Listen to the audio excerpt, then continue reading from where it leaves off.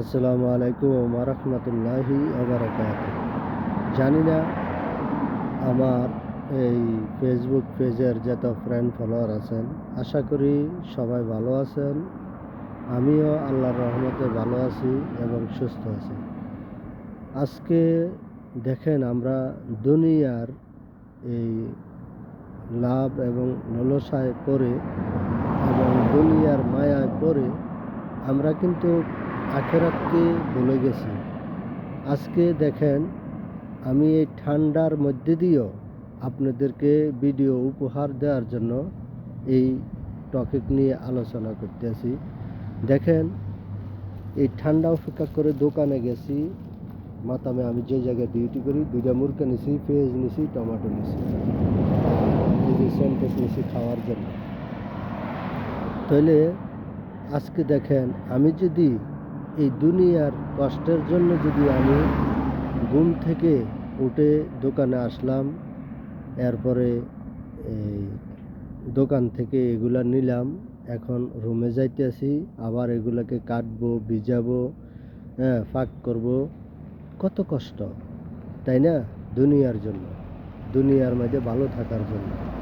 কিন্তু এই জিনিসটা সবাই মনে করেন যে আখেরাতে ভালো থাকতে হলে কি করতে হবে।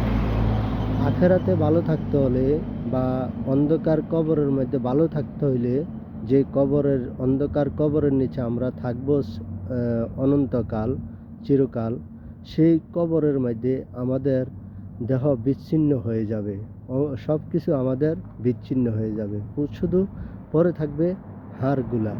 তাই আমরা ওই দুনিয়াতে থাকার জন্য, অন্ধকার কবরে থাকার জন্য আমাদের যদি এই বিন্দু পরিমাণ দুনিয়ার কষ্ট থেকে যদি আখিরাতের জন্য এই কষ্টটা করতাম, তাহলে আমাদের সকলের নাজাতের ফয়সালা হয়ে যেত।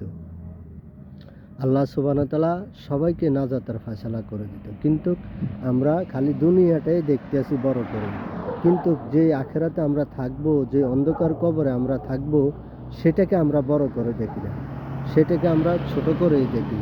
তো আশা করি আমার এই কথার মধ্যে আপনারা অবশ্যই কিছু বুঝতে পারছেন বা বুঝতে পারবেন ইনশাল্লাহ।